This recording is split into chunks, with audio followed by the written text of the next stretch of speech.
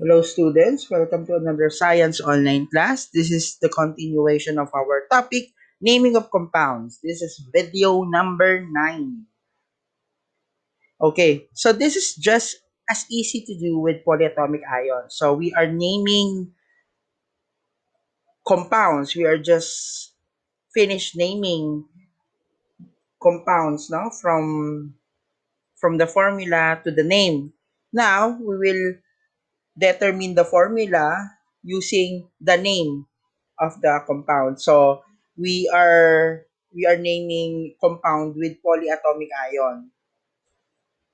So write the symbol of the metal ion, which is Sr, and nitrate, okay, based on your reference chart, and then determine the charges, the respective charges.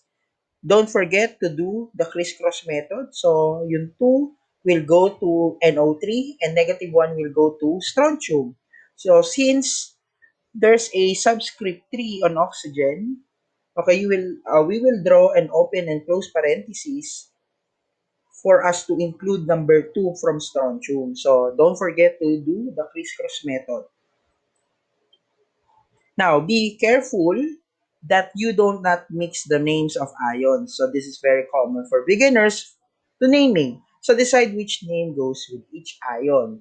So if it's commonly if it's last with the three letters IDE, it is usually a not polyatomic, or it is not a polyatomic ion, but if it's ends in ATE or ITE, most likely it is a polyatomic ion. So N with negative 3 charge and NO3 with negative 1. So, which is nitrate there. Nitrate is a polyatomic ion. So, mapupunta dyan.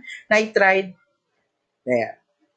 How about sulfide and sulfide? Sulfide will go to S negative 2 and sulfide will go to SO3 negative 2. While phosphate is PO4 negative 3, phosphide is P negative 3. Now, let's go to the transition metals. Remember that the names of transition metals include their charge because their charges are less predictable. Hindi natin basta-basta masasabi kung ano ang charge ng specific metal if it's a transition metal.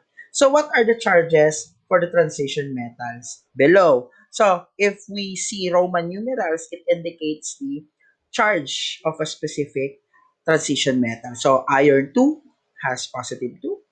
Iron 2, copper 2 has positive 2 also. Tin 4 has positive 4. Lead 2 has positive 2.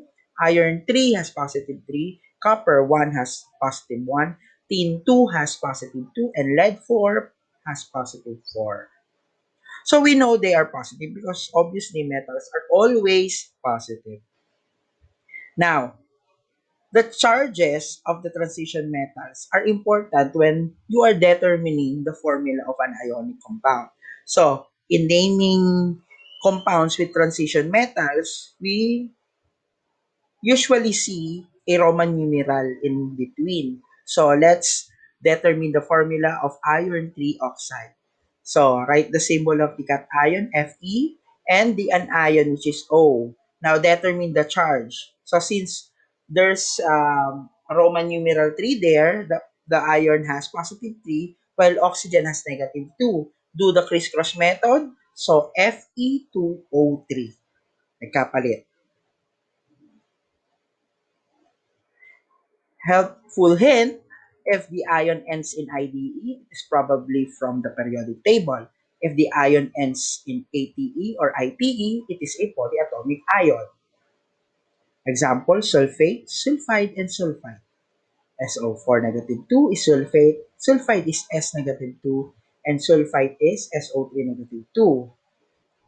While nitride is N negative 3, nitrite is NO2 negative 1, and nitrate is NO3 negative 1.